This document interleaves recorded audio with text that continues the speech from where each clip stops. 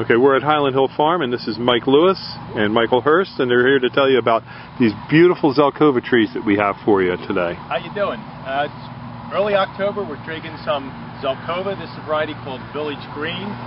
If you look at the tree, it has a nice vase-shaped form to it. It's a very beautiful, stately tree. We have a nice supply of them here at Highland Hills Farm for you. You can see some of the trees that we're digging right now, how they're being falled.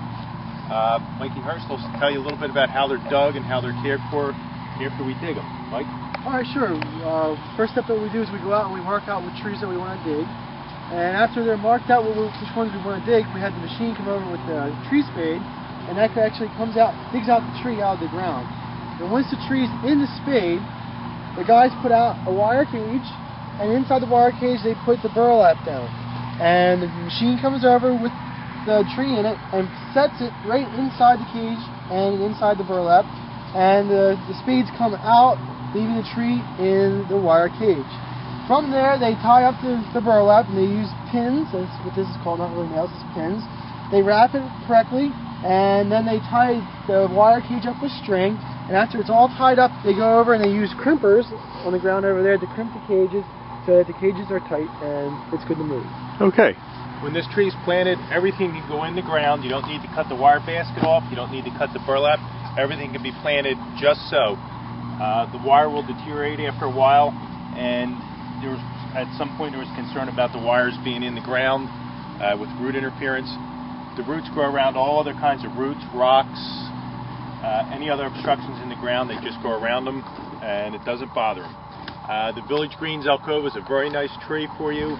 Again, we said earlier, it has a nice stately vase-shaped appearance. As it gets older, the bark will foliate or flake off. It gives it a nice, attractive look all year long.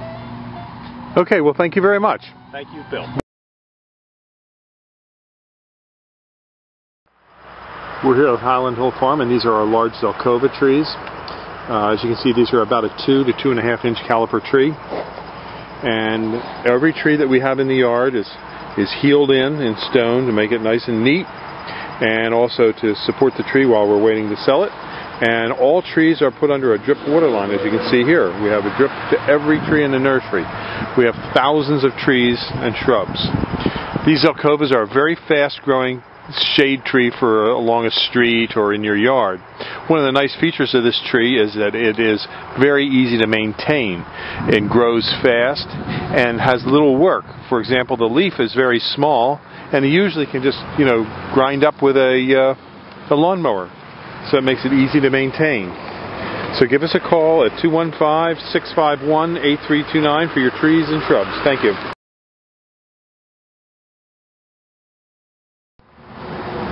Hello, my name is Mike Hurst from Highland Hill Farm, and today I'm going to talk about fall needle drop. The fall needle drop happens to all evergreens, regardless of what kind they are, and usually it's found on the interior part of the tree, such as this right in here. Usually, all evergreens lose about 1/3 of their canopy every year. Most people don't see it because it's happening on the inside part of the tree. But regardless whether it's hemlock or a holly, a cypress, or an arborvitae, a spruce, or any of the Pisceae, they all have this fall needle drop. Usually what happens is, again, it does fall on the inside, and sometimes when we dig it up out of the ground, they experience abnormally more fall needle drop than what they would do if they weren't in the ground. This is due because of the stress they have when they get dug up out of the ground.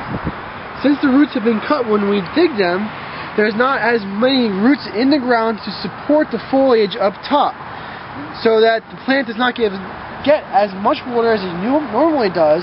Therefore, the plant has to get rid of certain parts of the tree, and that's usually the interior parts. You can look at that and say, oh, it's very bad, my tree's turning brown, but it's actually a good response. It's better than having a part of the tree or a branch die off, or all the lower parts dying off. It's much better than that. When a plant looks at itself and sees which part it can get rid of and which part to keep, the parts that it gets rid of is the interior parts, because it does not get as much sunlight, therefore it does not photosynthesize as much, and it doesn't create as much energy as the parts on the outside. The parts on the outside also are much more important because they are continuously growing, and they're going to be the parts where the new growth comes in for next year. So when you see fall needle drop, it's nothing major.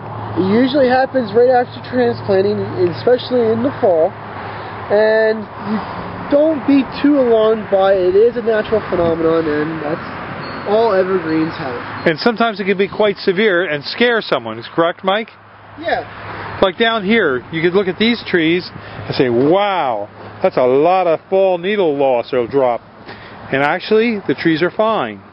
They will grow through this, and they will fall on the ground and become the mulch for that tree for next year. That's right. Okay, well, thank you very much. And you can see over here, here's a holly, and you can see some of the yellowing there, and that's doing the same thing. It's got some needle loss. Nothing to be concerned about.